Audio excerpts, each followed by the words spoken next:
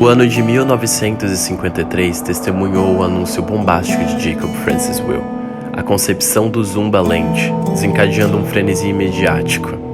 A construção de um parque de diversões por um membro de uma dinastia petrolífera, localizado nas proximidades de um pântano enigmático, levantou diversas perguntas. Apesar das críticas que ecoavam, insinuando que Jacob estava além do seu domínio ou que tal empreendimento carecia de lógica, ele insistiu incansavelmente. Em 1955, após uma série de contratempos no processo de criação, o parque finalmente abriu suas portas. As crianças aclamaram a ideia e os pais também. A verdade era que os pais adoravam a ideia de uma semana livre de seus filhos, enquanto eles exploravam um território de lazer acampado. E assim, a fórmula provou ser um sucesso.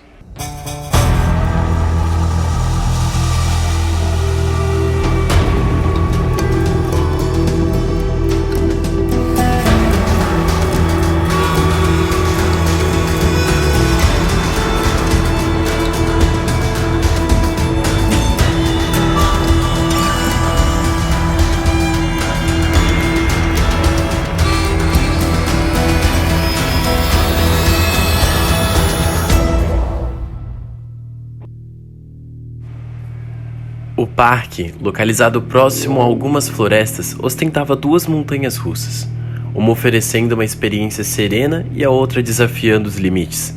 A Death Wheel tornou-se o sonho dourado dos buscadores de emoção, enquanto a Funny Train se tornou o refúgio dos pais em busca de momentos compartilhados com os filhos. Além disso, uma roda gigante girava majestosamente, carrinhos de choque agitavam o ar e outras atrações se alinhavam.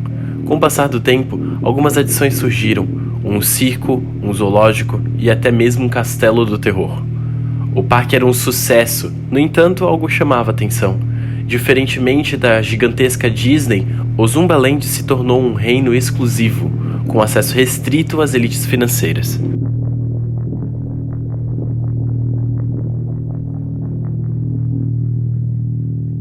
No ano de 1958, o parque anunciou seus mascotes.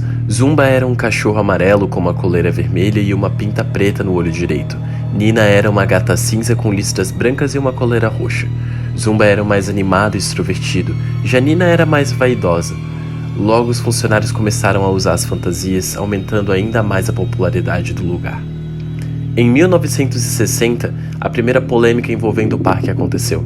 Zack Miller, de 6 anos, havia sido dado como desaparecido. Seus pais disseram que a última vez que o viram foi próximo à nova atração, o Hellgate, uma atração que substituiu o antigo Castelo do Terror. Eles estavam indo para a Funny Train quando seus pais se distraíram e perderam o filho de vista. As buscas duraram meses, até a polícia concluir que Zack Miller fugiu do parque à procura de seus pais biológicos, já que supostamente ele não teria se adaptado aos pais adotivos. Zack Miller nunca foi encontrado. Jacob nunca comentou o assunto e sempre desviou, alegando propaganda negativa para o seu negócio. Segundo ele, esse era um problema que, apesar de tudo, não era culpa do parque, mas sim do péssimo cuidado dos pais com seu filho.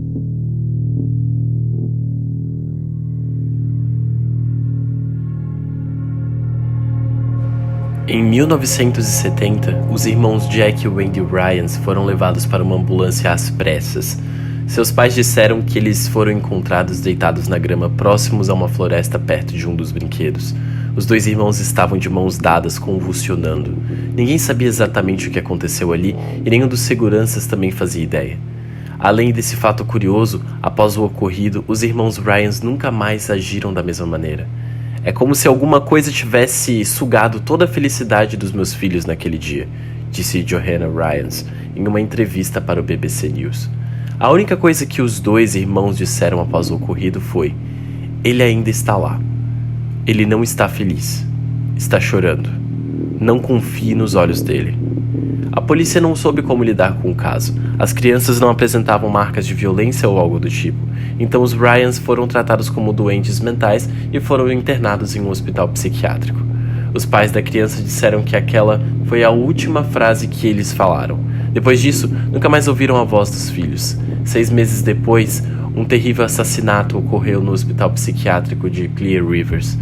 Andy Michaels, a enfermeira que cuidava dos Ryans, teve sua garganta cortada com uma faca que ninguém sabe como entrou naquele hospital. Os 2 garotos foram presos e estão cumprindo pena até hoje.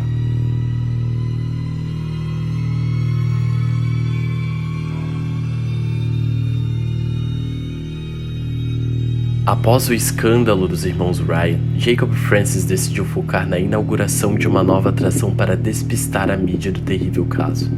O Hellgate mudou de nome para se tornar algo mais atrativo, se tornando Shadowgate. Uma nova montanha-russa substituiu a Death Wheel. A Megalomaniac veio com a promessa de ser ainda mais radical. Em 1971, a Megalomaniac inaugurou, atraindo ainda mais público e enchendo os bolsos de Jacob, o deixando ainda mais feliz. O que ele mal sabia é que foi a partir desse ponto que Jacob Francis Will desencadeou um massacre terrível que foi apagado com o tempo.